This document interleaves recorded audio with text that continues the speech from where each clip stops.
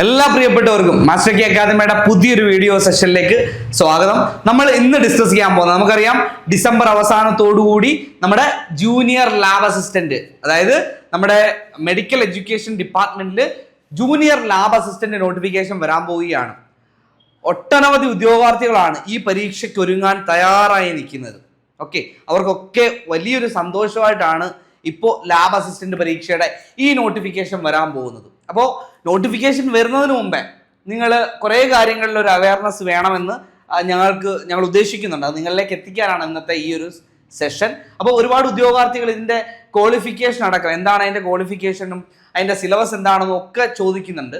അപ്പോൾ നമ്മൾ ഇന്ന് അതിൻ്റെ ആ ഒരു ക്വാളിഫിക്കേഷൻ, അതുപോലെ തന്നെ കഴിഞ്ഞ നോട്ടിഫിക്കേഷനിലെ പ്രായപരിധി, അതുപോലെ തന്നെ നമ്മുടെ റാങ്ക് പട്ടികയിൽ എത്ര പേരാണ് കഴിഞ്ഞ തവണ റാങ്ക് പട്ടികയിൽ ഉൾക്കൊണ്ടത്, ഇതുവരെ നടന്ന അഡ്വൈസ് ഡീറ്റെയിൽസ് തുടങ്ങിയ കാര്യങ്ങളാണ് നമ്മൾ ഇന്ന് ഡിസ്കസ് ചെയ്യാൻ പോകുന്നത്.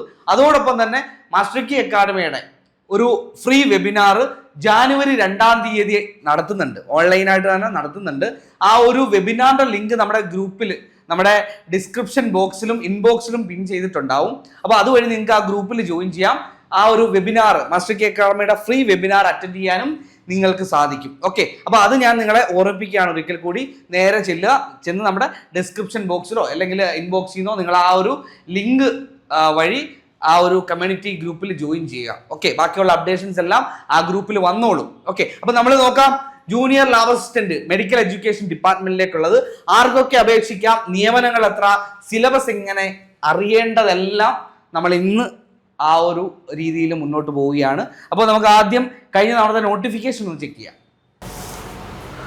അപ്പൊ നോക്കിയേ, നമ്മുടെ കാറ്റഗറി നമ്പർ കഴിഞ്ഞ തവണ നോട്ടിഫിക്കേഷൻ വന്നപ്പോൾ കാറ്റഗറി നമ്പർ 11ാമത്തെ വിജ്ഞാപനമായിരുന്നു. 2022 11ാം നമ്പർ വിജ്ഞാപനമായിട്ടാണ് എന്ത് വന്നത്, ജൂനിയർ ലാബ് അസിസ്റ്റന്റ് വന്നത്.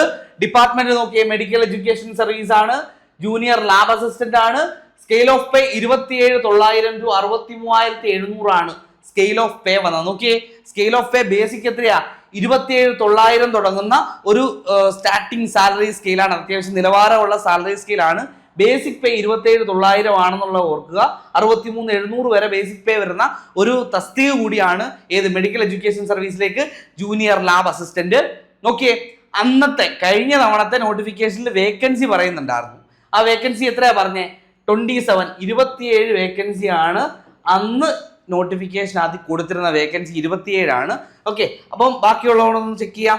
ഓക്കെ, ഏജ് ലിമിറ്റ് നോക്കി, ഏജ് ലിമിറ്റ് നോർമലി 18 to 36 ആണെന്ന് അറിയാമല്ലോ. 18 to 36 ആണ് ഏജ് ലിമിറ്റ് വരുന്നത്. ജനറൽ കാറ്റഗറിക്ക് 36 വയസ്സ് വരെയാണ്. ഒ ബി സിക്കാർക്ക് 3 വർഷത്തെ, ഒ ബി സി കാറ്റഗറിക്കാർക്ക് 3 വർഷത്തെ ഏജ് റിലാക്സേഷൻ ഉണ്ടായതുകൊണ്ട് ഒ ബി സിക്ക് 39 വയസ്സ് വരെ അപ്ലൈ ചെയ്യാൻ കഴിയും. SC ST scheduled caste, scheduled tribe വിഭാഗങ്ങൾക്ക് 5 വർഷത്തെ നിയമാനുസൃതമായ വയസ്സിളവുണ്ട്. അതുകൊണ്ട് 41 വയസ്സ് വരെ അവർക്ക് എന്ത് ചെയ്യാൻ പറ്റും, അപ്ലൈ ചെയ്യാൻ പറ്റുന്ന ഒരു പോസ്റ്റ് കൂടിയാണ് ഏത്, നമ്മുടെ ജൂനിയർ ലാബ് അസിസ്റ്റന്റ് എന്നുള്ള കാര്യം ഓർക്കുക. ഓക്കെ, 18 to 36 ആണ് ജനറൽ ആയിട്ടുള്ളത്. ഒ ബി സിക്ക് 39, SC STക്ക് 41 വയസ്സ് വരെ അപ്ലൈ ചെയ്യാൻ പറ്റും. ഓക്കെ, പിന്നെ ഒരുപാട് പേരെ സംശയം ഏതൊക്കെ ക്വാളിഫിക്കേഷൻ ഉള്ളവർക്ക് അപ്ലൈ ചെയ്യാൻ പറ്റും എന്നുള്ളതാണ്. ക്വാളിഫിക്കേഷൻ നോക്കാം. ക്വാളിഫിക്കേഷൻ നോക്കിയേ, pass in pre degree or +2 course or equivalent examination with physics, chemistry and biology as optional subject അല്ലെങ്കിൽ VHSC MLT ഉള്ളവർക്ക് അപ്ലൈ ചെയ്യാൻ പറ്റും. അപ്പം +2 സയൻസ് പഠിച്ചവർക്ക് അപ്ലൈ ചെയ്യാം. +2 സയൻസുകാർക്ക് അപ്ലൈ ചെയ്യാൻ പറ്റും. ഫിസിക്സോ കെമിസ്ട്രി ബയോളജി ഒരു ഓപ്ഷണൽ സബ്ജക്റ്റ് ആയിട്ട് പഠിച്ച +2 സയൻസുകാർക്ക്. നമുക്കറിയാം +2 സയൻസുകാരെ സംബന്ധിച്ച് നമ്മൾ ബയോളജി സയൻസ് പഠിച്ചാലും കമ്പ്യൂട്ടർ സയൻസ് പഠിച്ചാലും നമ്മൾ ഈ പറഞ്ഞ ഫിസിക്സും കെമിസ്ട്രിയും ഒക്കെ പഠിക്കേണ്ടി വരും, ബയോളജി ഒഴികെ. ഇപ്പം ബയോളജി സയൻസുകാർക്ക് ബയോളജി പഠിക്കണം. ബാക്കിയുള്ള സയൻസ് സബ്ജക്റ്റുകാർക്ക് ഇപ്പം ജിയോളജി സയൻസ് ഒക്കെ ഉണ്ട്, ജിയോളജി സയൻസ് ഉണ്ട്, അതുപോലെ കമ്പ്യൂട്ടർ സയൻസ് ഉണ്ട്. അവരെല്ലാം ഫിസിക്സും കെമിസ്ട്രിയും കോമൺ ആയിട്ട് പഠിക്കുന്നതാണ്. അപ്പോൾ +2നോടൊപ്പം ഫിസിക്സും കെമിസ്ട്രിയും ബയോളജിയും പഠിച്ചിട്ടുള്ള ഉദ്യോഗാർത്ഥികൾക്ക് എന്ത് ചെയ്യാൻ പറ്റും, +2 സയൻസ് പഠിച്ച ഉദ്യോഗാർത്ഥികൾക്ക് എല്ലാം അപ്ലൈ ചെയ്യാൻ പറ്റുന്ന ഒരു പോസ്റ്റാണ്. അപ്പോൾ നിങ്ങൾ ആലോചിച്ച് നോക്കണം, ഒരുപാട് പേർക്ക് വന്നിരിക്കുന്ന അവസരമാണ്, ഒരുപാട് പേർക്ക് വന്നിരിക്കുന്ന ഒരു നല്ല അവസരം കൂടിയാണ് എന്ത്, junior lab assistant medical education ഡിപ്പാർട്ട്മെന്റിലേത്. അതോടൊപ്പം തന്നെ നമ്മൾ മറ്റൊരു കാര്യം ഓർക്കേണ്ട ഒരു കാര്യമുണ്ട്. നമുക്ക് VHSC MLT, VHSC vocational higher secondary സ്കൂളിൽ MLT പഠിച്ച, VHSCയിൽ MLT പഠിച്ചവർക്ക് എന്ത് ചെയ്യാൻ പറ്റും, അപ്ലൈ ചെയ്യാൻ പറ്റുന്ന പോസ്റ്റാണ്. അതായത് നമുക്ക് സിലബസിനകത്ത് തന്നെ നമ്മുടെ MLT ആ ഒരു മേഖല ഉണ്ട്. MLT സിലബസ് ഉണ്ട്. അപ്പൊ അതുകൊണ്ട് നമ്മൾ +2 സയൻസ് പഠിക്കുന്ന ആളുകൾ പഠിച്ച ആളുകൾ MLT പോർഷൻസ് കൂടെ പഠിച്ചാൽ മതിയാവും. ബാക്കിയൊക്കെ നമ്മൾ പഠിച്ച കാര്യങ്ങൾ തന്നെയാണ്. നമ്മൾ പഠിച്ച കാര്യങ്ങൾ മാത്രമേ ഉള്ളൂ. നമ്മൾ +2 പഠിച്ച കാര്യങ്ങൾ മാത്രമേ ഉള്ളൂ സിലബസിൽ. അപ്പോൾ അതൊന്ന് പൊടി തട്ടി എടുത്തു കഴിഞ്ഞാൽ നിങ്ങൾക്ക് എന്ത് ചെയ്യാൻ പറ്റും? നല്ലൊരു ജോലി നിങ്ങളുടെ കയ്യിലിരിക്കും, ഉറപ്പാണ്. സ്റ്റേറ്റ് വൈഡ് നോട്ടിഫിക്കേഷൻ ആണ്, അത്യാവശ്യം നിയമനങ്ങൾ നടക്കുന്ന പോസ്റ്റാണ്.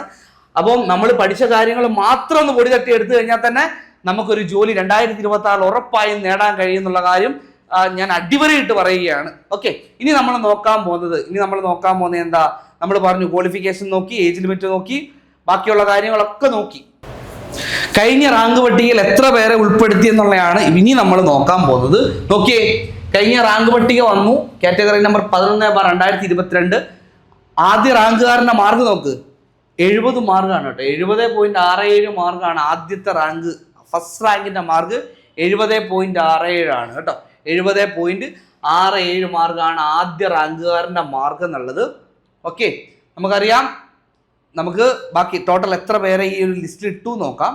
ടോട്ടൽ റാങ്ക് പട്ടിക വന്നപ്പോൾ ഏകദേശം നമ്മുടെ റാങ്ക് പട്ടികയിൽ ഏകദേശം 492 പേര്, ഏകദേശം എത്ര പേരെ ഉൾപ്പെടുത്തി? 492 പേരെയാണ് ടോട്ടൽ റാങ്ക് പട്ടികയിൽ.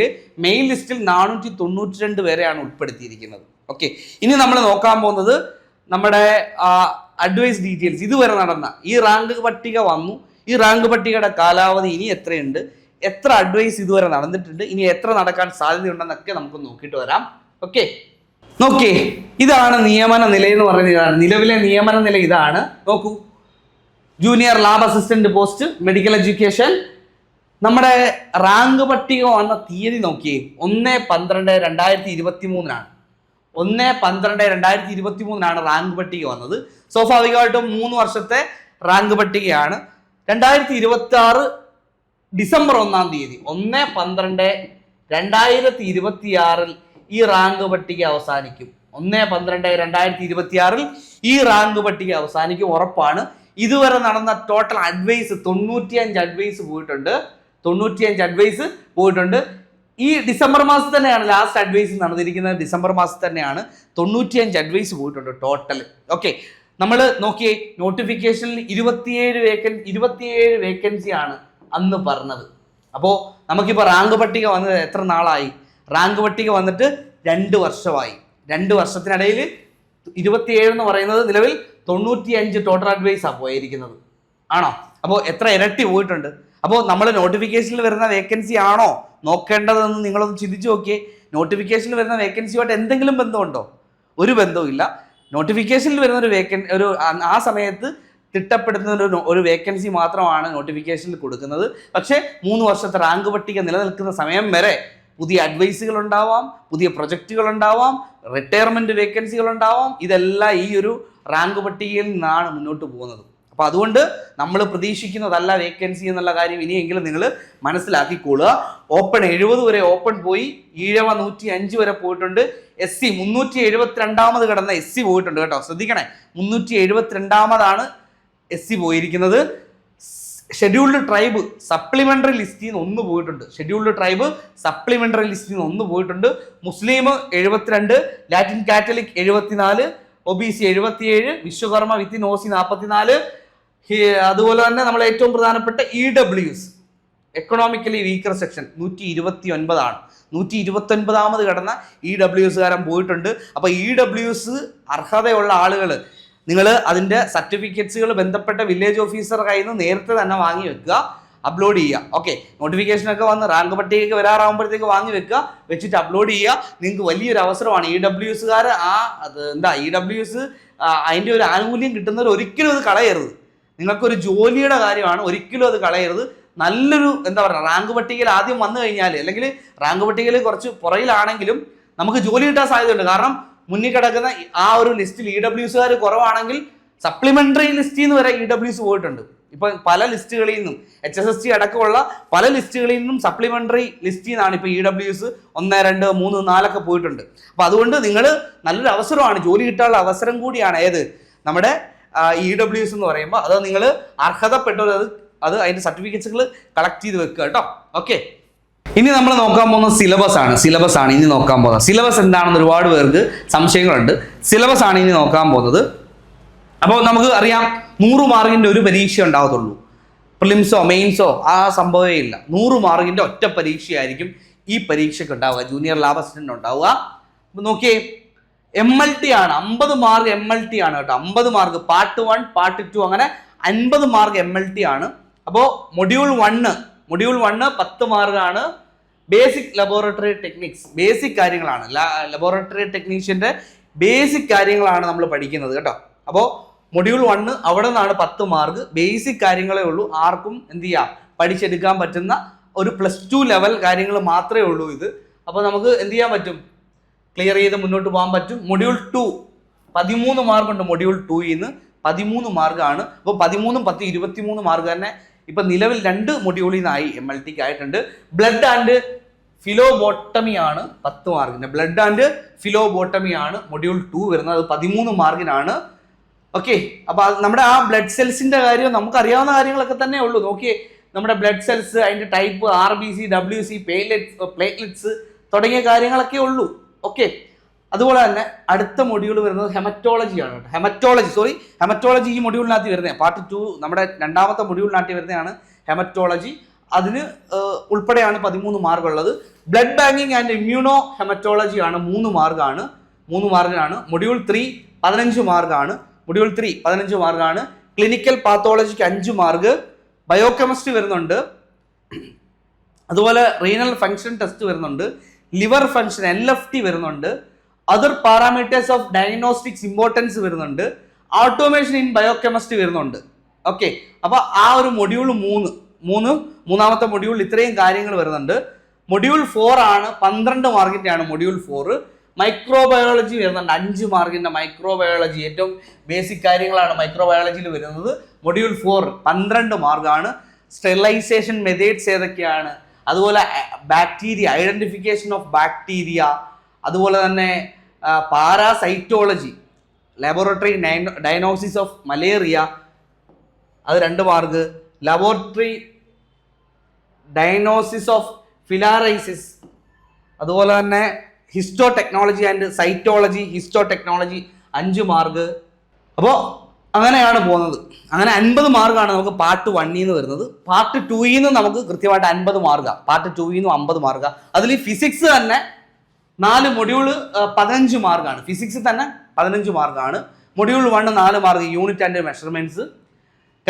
കൈനാമാറ്റിക്സ്, motion in a straight line and plane, അതുപോലെ തന്നെ dynamics, laws of motion and work, energy and power, ഇതൊക്കെ നമ്മൾ +2 ലെവലിൽ തന്നെ പഠിക്കുന്ന കാര്യമാണ്. System of particles and rotational motion and gravitation. അതുപോലെ മൊഡ്യൂൾ 2 3 മാർക്കിന്റെ mechanics of solids and fluids, heat and thermodynamics, oscillation and waves. Module 3 നമുക്ക് 4 മാർക്കാണ് വരുന്നത്. Electrodynamics, electrostatics, moving charges and magnetism, അതുപോലെ ഇലക്ട്രോമാഗ്നറ്റിസം, ഇൻഡക്ഷൻ ആൻഡ് AC, ഇലക്ട്രോമാഗ്നറ്റിക്സ് വേവ്സ് എന്നിവയാണ് നമുക്ക് module 3 പഠിക്കാനുള്ളത്.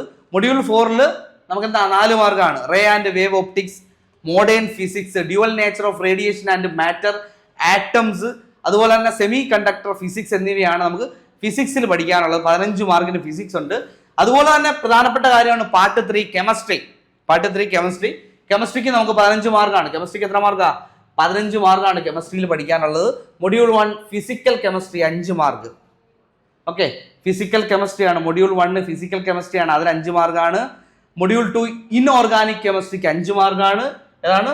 Module 2 inorganic chemistry ആണ് 5 മാർക്കുള്ളത്. Okay, module 2 organic chemistry 5 mark. അങ്ങനെ മൊത്തം 15 മാർക്കിനാണ് എന്ത് ചോദിക്കുന്നത്? കെമിസ്ട്രി ചോദിക്കുന്നത്. Botany 10 mark. പാർട്ട് 4 ബോട്ടണി എത്ര മാർക്കാ? 10 മാർക്കിന്റെ ബോട്ടണിയാണ്. 10 മാർക്കിന്റെ ബോട്ടണിയാണ്. അതിൽ സെൽ സ്ട്രക്ചർ ആൻഡ് ഫങ്ഷൻസ് 2 മാർക്കാണ്. Cell the unit of life, cell cycle and cell division എന്നിവയ്ക്ക് എത്ര മാർക്കാ? അതാണ് മൊഡ്യൂൾ 1, അതിന് 2 മാർക്കാണ്. മൊഡ്യൂൾ 2 റീപ്രൊഡക്ഷൻ ആണ്, അതിന് 2 മാർക്കാണ്. നമുക്കറിയാം sexual reproduction and in flowering plants ആണ്. Module 3 biology in human welfare 1 മാർക്കാണ്. അതുപോലെ മൊഡ്യൂൾ 4 ബയോടെക്നോളജി 3 മാർക്കാണ്. മൊഡ്യൂൾ 5 എക്കോളജി ആണ് 2 മാർക്കിന്റെ. എക്കോളജി, എക്കോസിസ്റ്റം അടക്കമുള്ള നമ്മൾ പഠിക്കണം. പൊല്യൂഷൻ എല്ലാം ഇതിനകത്ത് വരുന്നതാണ്. അപ്പോൾ ബോട്ടണിക്ക് നമ്മൾ പറഞ്ഞു. അതുപോലെ തന്നെ പാർട്ട് 5 സുവോളജി 10 മാർക്ക്, സുവോളജി പഠിക്കണം. സുവോളജിക്കും 10 മാർക്കാണ്. Human physiology 5 mark, human physiology എത്ര മാർക്കാ? 5 മാർക്ക്. Genetics 2 mark. അതുപോലെ തന്നെ module 3 biology in human welfare 1 mark, animal kingdom 2 mark. അങ്ങനെ 10 മാർക്കാണ് ബയോളജിക്ക് വന്നിരിക്കുന്നത്. അങ്ങനെ നമുക്ക് ടോട്ടൽ 100 മാർക്കിന്റെ ചോദ്യങ്ങളാണ് വരുന്നത്. നമ്മൾ +2 ലെവൽ പഠിക്കുന്ന കാര്യങ്ങൾ തന്നെയാണ് നമുക്ക് പഠിക്കാനുള്ളത് എന്നുള്ള കാര്യം നിങ്ങൾ ഈ സിലബസ് വൈഡായിട്ട് നോക്കുമ്പോൾ നിങ്ങൾക്ക് മനസ്സിലാവും. നമ്മൾ +2 എന്തൊക്കെ പഠിച്ചിട്ടുണ്ടോ അതെല്ലാം പഠിക്കണം. ഇപ്പോൾ MLT-കാരെ സംബന്ധിച്ച് MLT-കാർക്ക് ഈ പറഞ്ഞ പുതിയ വിഷയം സയൻസ് എല്ലാം പഠിക്കേണ്ടി വരും. നോർമലി നമ്മൾ സയൻസുകാരെ സംബന്ധിച്ച് MLT കൂടി അധികമായി പഠിക്കേണ്ടി വരും. പക്ഷേ MLT-യുടെ പല പോർഷൻസും നമുക്ക് അറിയാവുന്ന കാര്യങ്ങളാണ്. ഇപ്പം ബേസിക് ലബോറട്ടറി ടെക്നിക്സ് അതുപോലെ ബ്ലഡ് ഒക്കെ നമ്മൾ +2 ലെവലിൽ പഠിക്കുക. ആ മേഖലയിൽ നിന്ന് 13 മാർക്കാണ്. അപ്പം അതൊന്നും നമുക്ക് പുതുമയുള്ള വിഷയമൊന്നും അല്ല. ഈ ബ്ലഡിനെ കുറിച്ച് പഠിക്കുന്നതും അതിൻ്റെ ഡയഗ്നോസിസും ഒക്കെ പഠിക്കുന്നതൊക്കെ പുതുമയുള്ള കാര്യമല്ല, നമുക്ക് പഠിച്ചെടുക്കാൻ പറ്റുന്ന കാര്യം തന്നെയാണ്. ഓക്കെ, അതോടൊപ്പം master key academy junior lab അസിസ്റ്റന്റിന്റെ ഒരു വെബിനാർ സംഘടിപ്പിക്കുകയാണ്. എന്നാൽ ജാനുവരി 2 7 മണിക്കാണ് വെബിനാർ. ജനുവരി 2-ാം തീയതി 7 മണിക്കാണ് നമ്മുടെ വെബിനാർ. ജാനുവരി 2 7 മണിക്കാണ് കേട്ടോ. ജനുവരി 2 7 മണിക്കാണ്. സൂം ആപ്ലിക്കേഷൻ വഴിയാണ് വെബിനാർ കണ്ടക്ട് ചെയ്യുന്നത്. അപ്പോൾ നമ്മളുടെ ടോപ്പിക് എന്താ? നമ്മുടെ വെബിനാറിന്റെ ടോപ്പിക്ക് 1ാം റാങ്ക് എങ്ങനെ നേടും എന്നുള്ളതാണ്. അല്ല ജോലി എങ്ങനെ നേടും എന്നതിനെ കുറിച്ചല്ല. 1ാം റാങ്കിലാണ് ഞങ്ങൾ ഫോക്കസ് ചെയ്യുന്നത്. 1ാം റാങ്ക് എങ്ങനെ നേടും? നിങ്ങൾക്കറിയാം, സബ്ജക്ട് ഓറിയന്റഡ് പരീക്ഷകളിലും മിക്ക പരീക്ഷകളിലും ആദ്യ റാങ്കുകളിൽ ഞങ്ങളുടെ കുട്ടികൾ എത്തുന്നത് ഞങ്ങളുടേതായ കൃത്യമായ അധ്യാപകരുടെ അധ്യാപകരുടെ നിർദ്ദേശങ്ങൾ, അവരുടെ സ്റ്റഡി സ്ട്രാറ്റജികൾ, മാസ്റ്റർ കീ അക്കാഡമി കൊടുക്കുന്ന ഡീറ്റെയിൽഡ് നോട്ട്സ്, അതോടൊപ്പം തന്നെ മാക്സിമം ഓരോ ടോപ്പിക് വൈസ് എക്സാംസ്, അതുപോലെ തന്നെ മാക്സിമം MCQ ഡിസ്കഷൻസ് തുടങ്ങി സിസ്റ്റമാറ്റിക് ആയിട്ടാണ്. ഇപ്പോൾ ഒരു കോഴ്സ് തുടങ്ങിയാൽ തന്നെ നമ്മൾ അതിൻ്റെ ഒരു തുടക്കം മുതൽ അവസാനം വളരെ സിസ്റ്റമാറ്റിക് ആയിട്ടാണ് പോകുന്നത്. ഓരോരുത്തരെയും ഫോക്കസ് ചെയ്താൽ പോകുന്നത്, കൃത്യമായി ഓരോരുത്തരെയും മോണിറ്റർ ചെയ്താൽ പോകുന്നത്. അതിനാണ് കൃത്യമായിട്ട് പരീക്ഷ നടത്തി പരീക്ഷയുടെ റിസൾട്ട് ഷെയർ ചെയ്ത് പരീക്ഷയ്ക്ക് മാർക്ക് കുറഞ്ഞവരെ കൃത്യമായിട്ട് കോർഡിനേറ്റ് ചെയ്ത് കോണ്ടാക്ട് ചെയ്ത് മുന്നോട്ട് കൊണ്ടുവരുന്നത് ആ ഒരു രീതിയിലാണ്. അതുകൊണ്ടാണ് മിക്ക സബ്ജക്ട് ഓറിയന്റഡ് പരീക്ഷകളിലും ആദ്യ റാങ്കുകളിൽ മാസ്റ്റർ കീ അക്കാദമിയുടെ ഉദ്യോഗാർത്ഥികൾ എത്തുന്നതുള്ളതാണ് യാഥാർത്ഥ്യം. കഴിഞ്ഞ വാട്ടർ അതോറിറ്റിയിൽ റാങ്ക് പട്ടികയിൽ ഒരുപാട് ഉദ്യോഗാർത്ഥികളെ ആദ്യ റാങ്കിൽ എത്തിക്കാൻ ഞങ്ങൾക്ക് കഴിഞ്ഞു എന്നുള്ളതാണ് ഞങ്ങളുടെ ഏറ്റവും വലിയ ആത്മവിശ്വാസം. നിങ്ങളിലേക്കും ആ ഒരു ആത്മവിശ്വാസം കൊണ്ടുവരിക, നിങ്ങളെ കൃത്യമായിട്ട് പരിശീലിപ്പിക്കുക, നിങ്ങളെയും റാങ്ക് പട്ടികയിൽ 1ാം റാങ്കിൽ എത്തിക്കുക എന്നുള്ള ദൗത്യമാണ് മാസ്റ്റർ കീ അക്കാഡമിക്ക്. കഴിഞ്ഞ നമ്മുടെ lab assistant water authority rank ലിസ്റ്റിൽ ആദ്യം തന്നെ നമുക്ക് അഡ്വൈസ് പോയ നമ്മുടെ കുട്ടികളുണ്ട്. അപ്പോൾ അവർ കൃത്യമായിട്ട് നമ്മൾ പറയുന്നതൊക്കെ, നമ്മുടെ അധ്യാപകർ പറയുന്നതൊക്കെ ഫോളോ ചെയ്ത് കൃത്യമായിട്ട് പഠിച്ച ആളുകളാണ്. റാങ്ക് 3 സ്റ്റേറ്റ് വൈഡ് പരീക്ഷയായിരുന്നു, നിങ്ങൾക്കറിയാം. റാങ്ക് 3, 8, 11, 13 ഇവരെല്ലാം ജോലിക്ക് കയറിയ ആളുകളാണെന്നുള്ളതാണ് ഏറ്റവും വലിയ പ്രത്യേകത. 17, 18, 20, 21, 23, 29, 30, 32, 41, 28 തുടങ്ങി അങ്ങോട്ട് നീളുകയാണ് ഈ ഒരു റിസൾട്ടിൻ്റെ എണ്ണം. അപ്പോൾ കൃത്യമായി നിങ്ങളെ പരിശീലിപ്പിക്കും. നിങ്ങളെ ആദ്യ റാങ്കിലെത്താൻ നിങ്ങളും കൂടി ഞങ്ങളോടൊപ്പം ഒന്ന് കോപ്പറേറ്റ് ചെയ്താൽ മതി. ബാക്കി എല്ലാ കാര്യങ്ങളും ഇവിടെയുണ്ട്. നിങ്ങൾക്ക് വേണ്ടതെല്ലാം ഇവിടുന്ന് ലഭിക്കും. പരീക്ഷയ്ക്ക് നിങ്ങളെ അങ്ങേയറ്റം 100% ആത്മവിശ്വാസത്തോടെ നിങ്ങൾക്ക് പരീക്ഷ എഴുതാനുള്ള എല്ലാ ഓപ്പർച്യൂണിറ്റീസും മാസ്റ്റർ കീ അക്കാഡമിയുടെ ഞങ്ങളുടെ ഭാഗത്തുനിന്ന്, നിങ്ങളുടെ അധ്യാപകരുടെ ഭാഗത്തുനിന്ന്, നിങ്ങളുടെ കോഴ്സ് മെൻറ്റർമാരുടെ ഭാഗത്തു നിന്നൊക്കെ കൃത്യമായിട്ട് നൽകിക്കൊണ്ടേയിരിക്കും. ഓക്കെ, അപ്പോൾ നമ്മൾ ഏകദേശം കാര്യങ്ങളൊക്കെ നമ്മൾ കവർ ചെയ്ത് കഴിഞ്ഞു. അപ്പോൾ നമ്മൾ ഏകദേശം അത്യാവശ്യം കാര്യങ്ങളൊക്കെ നമ്മൾ ജൂനിയർ ലാബ് അസിസ്റ്റന്റിനെ സംബന്ധിച്ച് പറഞ്ഞു. ആർക്കൊക്കെ അപേക്ഷിക്കാൻ നമ്മൾ പറഞ്ഞു. അതിൻ്റെ ഉത്തരം എന്തായിരുന്നു? +2 അത്യാവശ്യം +2 യോഗ്യതയുള്ള ആളുകൾക്കൊക്കെ, നമുക്ക് കൊമേഴ്സുകാർക്കോ അല്ലെങ്കിൽ ബാക്കി ഹ്യൂമാനിറ്റീസുകാർക്കോ ഒഴികെ സയൻസ് സ്ട്രീമിൽ +2 പഠിച്ച മുഴുവൻ ആളുകൾക്കും അപേക്ഷിക്കാവുന്ന പോസ്റ്റാണ് ജൂനിയർ ലാബ് അസിസ്റ്റന്റ് DME. നിയമനങ്ങൾ എത്ര? നമ്മൾ പറഞ്ഞു നിയമനങ്ങൾ ഇനി ഒരു വർഷം കൂടെ റാങ്ക് പട്ടികയുണ്ട്. ഡിസംബർ വരെയാണ്. ഈ 2026 ഡിസംബറിലെ റാങ്ക് പട്ടിക റദ്ദാവത്തുള്ളൂ. ആ സമയത്തേക്ക് പുതിയ പട്ടിക പ്രാബല്യത്തിൽ വരുന്ന രീതിയിലാണ് പരീക്ഷകൾ PSC അറേഞ്ച് ചെയ്തുകൊണ്ടിരിക്കുന്നത്. ഓക്കെ, അപ്പോൾ അത്യാവശ്യം നല്ല നിയമനങ്ങൾ, സംസ്ഥാന സ്റ്റേറ്റ് വൈഡ് ലിസ്റ്റാണ്, നല്ല നിയമനം നടക്കും. ഇപ്പം തന്നെ 100 അടുപ്പിച്ച് നിയമനങ്ങൾ ആവാറായിട്ടുണ്ട്. ഇനി അത് ഏകദേശം ഒരു വർഷത്തിനിടയ്ക്ക് നല്ല രീതിയിൽ നിയമനങ്ങൾ ഇനിയും ഈ ഒരു ലിസ്റ്റിൽ നിന്ന് ഉണ്ടാവും.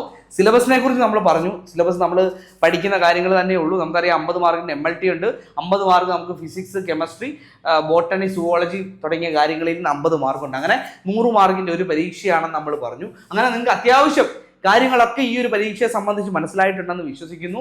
അത്യാവശ്യം നിങ്ങൾക്ക് ക്രാക്ക് ചെയ്യാൻ പറ്റുന്ന ഒരു +2 നിലവാരത്തിൽ പഠിക്കുന്ന ഒരാൾക്ക് ക്രാക്ക് ചെയ്യാൻ പറ്റുന്ന പരീക്ഷ കൂടിയാണ് ലാബ് അസിസ്റ്റന്റ് DME. അതുകൊണ്ട് നിങ്ങൾ എഫക്റ്റീവായിട്ട് എഫിഷ്യൻ്റ് ഈ ഒരു പരീക്ഷയ്ക്ക് വേണ്ടി ഉണർന്ന് പ്രവർത്തിക്കുക. ഓക്കെ, അപ്പോൾ ഞങ്ങളുടെ ടീം മാസ്റ്റർ കെ അക്കാഡമിയുടെ ടീം നിങ്ങളോടൊപ്പം ഉണ്ടാവും എന്ന് ഉറപ്പ് നൽകുന്നു. ഞങ്ങളുടെ വെബിനാർ 2-ാം തീയതിയാണ്. എല്ലാവരും അറ്റൻഡ് ചെയ്യുക. എല്ലാവരും നമ്മുടെ കമ്മ്യൂണിറ്റി ഗ്രൂപ്പുകളിൽ ജോയിൻ ചെയ്യുക. എന്നിട്ട് എന്ത് ചെയ്യുക, വെബിനാർ അറ്റൻഡ് ചെയ്യുക. ആത്മവിശ്വാസത്തോടെ പഠനം തുടരുക. Okay, thank you.